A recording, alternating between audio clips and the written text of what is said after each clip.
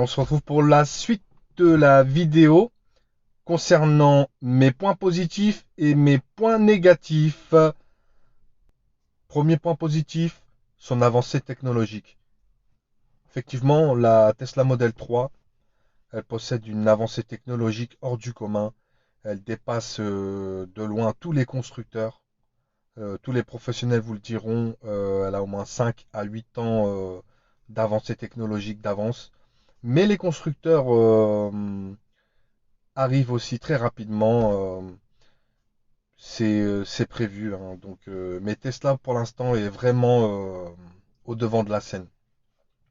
Avec tout son panel technologique, on peut disposer d'un écran 15 pouces qui dirige toute la voiture que par lui-même. Le moteur à électroaimant qui est contrôlé par les batteries lithium-ion de dernière génération. Franchement, la voiture, elle dépasse de loin toutes les attentes. Avec le système de frein régénératif aussi qui permet de récupérer de l'énergie. Franchement, pour le croire, il faut vraiment l'essayer. Franchement, avancée technologique, vraiment, premier point positif. Deuxième point positif, sa puissance. Effectivement, comme je vous l'ai dit dans le premier point positif, elle dispose d'un moteur à électroaimant qui délivre une puissance de plus de 300 chevaux et de par ses mises à jour, elle pourra encore monter un peu plus. Mais vraiment, cette voiture, c'est vraiment une fusée pour le prix. C'était vraiment impensable de pouvoir rouler avec une voiture avec autant de chevaux. Euh, Vitesse instantanée du 0 à 100 en 5 secondes 1. Vraiment impressionnant. Collé au siège. Donc deuxième point positif, la puissance de la voiture. Troisième point positif, sa beauté. C'est vrai que la Tesla Model 3, elle passe pas inaperçue. En ville, tout le monde la regarde, tout le monde jette un coup d'œil. Elle est vraiment magnifique. Les gens vous regardent vraiment d'un autre œil. C'est vraiment bizarre, mais vous n'êtes plus la même personne quand vous possédez la Tesla Model 3. Et vraiment, avec sa simplicité, sa pureté, euh, je trouve que sa beauté ne passe pas inaperçue. Donc pour moi, vraiment, un gros point fort, sa beauté. Quatrième point positif, son confort. C'est vrai qu'avec la Tesla Model 3, on roule vraiment dans un confort irréprochable, avec un silence vraiment qui fait du bien aux oreilles, tant en ville qu'en autoroute. Avec son système d'autopilote, on est vraiment soulagé sur la route, vraiment moins fatigué. Vraiment, niveau des sièges, c'est vraiment confortable. On a tous les systèmes pour nous aider à la conduite. Vraiment confortable. On se sent vraiment chez nous. Il m'est même arrivé de faire des sessions de films aussi.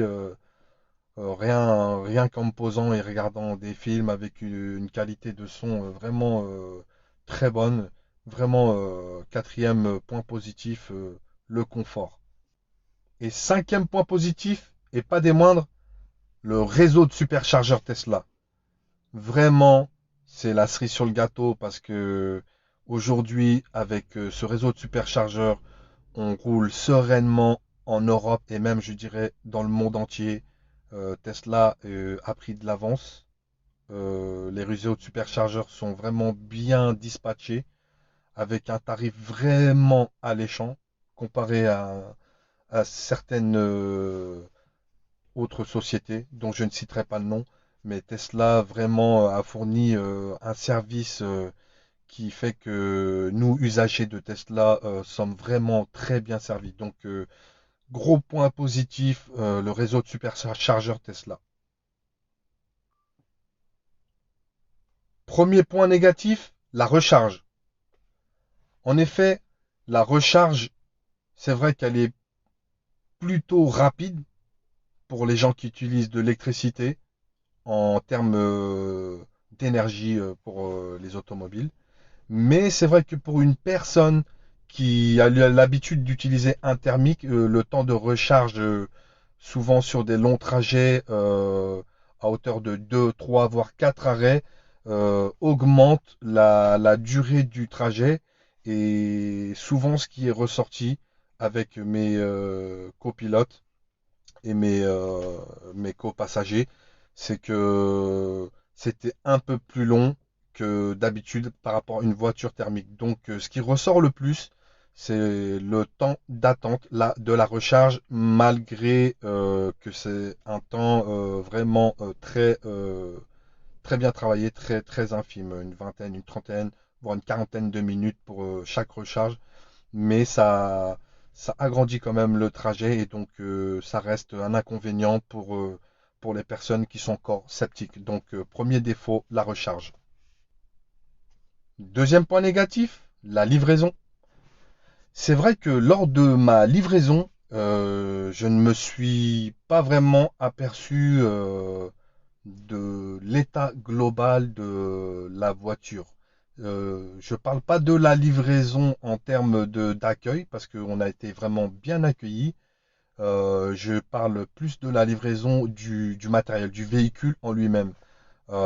J'ai fait un bon tour du véhicule, mais c'est vrai que j'ai réussi à trouver quelques défauts, comme par exemple pas mal de joints qui étaient déboîtés. J'avais aussi le plafonnier arrière qui manquait. Donc oui, la livraison, je pense que les véhicules étaient stockés sur un parc à l'extérieur. Donc la livraison était moyenne. Et j'ai eu aussi le souci d'avoir eu des fientes de défection d'oiseaux, une quinzaine sur mon capot, que je n'avais pas vu lors de ma livraison parce que j'étais un peu ébahi par le véhicule, hein.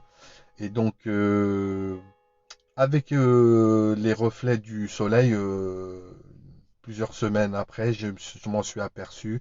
Et c'est vrai que les véhicules n'étaient pas vraiment très soigneusement stockés. Donc voilà, en, en deux, la livraison. Troisième point négatif, le SAV. Bon, c'est vrai que je ne vais pas dénigrer le SAV, mais j'ai une petite anecdote en sachant que j'ai eu un problème sur mon véhicule, donc sur mon siège au niveau de mon dos. Il y a un mécanisme qui permet de soulager les lombaires qui ne fonctionnait plus. Et donc j'ai fait appel au SAV qui m'ont répondu assez rapidement via l'application. Donc j'ai déjà essayé l'application 2 ou 3 fois et au niveau des rendez-vous, ça réagit assez bien. Donc en termes de rendez-vous, ça se passe plutôt bien. Mais ce qui m'a un peu chagriné en fait, c'est que j'ai réussi à avoir un rendez-vous avec la Tesla mobile, donc. Et la personne en question, le technicien, est venu pour me réparer mon véhicule. Mais il s'avère qu'en fait, il m'a rayé le véhicule sur les baguettes et sur la portière. Et donc, en fait, ça partait de bons principes. Mais je pense qu'en fait, il manque un peu d'expérience à ce niveau-là. Et je pense que par rapport au SAV, c'est un petit point négatif, en sachant que je pense que ça s'améliore et que ça part sur de bons principes. Ça part sur un bon état d'esprit, mais ça manque un petit peu d'expérience, je pense. Voilà, donc troisième point négatif. Quatrième point négatif, sa précision. La Tesla Model 3 est vraiment précise dans ses indications en termes d'autonomie et en termes de pourcentage dans les 50 km avant par rapport à une certaine conduite donnée. Mais c'est vrai que quelquefois, elle a tendance à oublier tout ce qui concerne les intempéries et ça peut porter préjudice euh, quand on prend la route, par exemple, sur des longs trajets. Donc il faut vraiment faire attention à ça. Ça manque un petit peu de précision en termes de données. Mais si on prête attention, ça pose pas de problème. On préconise 5 à 10% en plus et ça va aller. Cinquième point négatif, le parking. Avec la Tesla Model 3 et d'autres véhicules en tout genre, c'est vrai que on a l'habitude de se garer un peu différemment, on va dire, parce que il est vrai que comparé à un véhicule thermique, on se gare sur un parking, sur des endroits bien prédéfinis, tandis qu'avec un véhicule électrique, on a tendance à se garer là où il y a la prise électrique. Et il s'avère que des fois, quand on arrive dans des endroits un peu bien atypiques, un peu bien euh, spécial, un peu bizarre, où la prise est un peu mal disposée, on arrive à se mettre dans des endroits un petit peu incongrus. Et donc, ce qui s'est passé, c'est que en fait, moi, j'ai réussi à me garer à côté d'une villa, proche d'une prise, et il y avait un volet qui n'était pas accroché. Donc, j'ai pas fait attention et le volet, avec le vent, a tapé sur la portière et a fait une belle éraflure. Je vais vous la montrer là de suite, d'ailleurs. Donc ça, c'est vraiment un gros point négatif, c'est le parking. Voilà. Et voici la jolie éraflure dont je vous parlais tout à l'heure, qui fait tant mal au cœur. Voilà.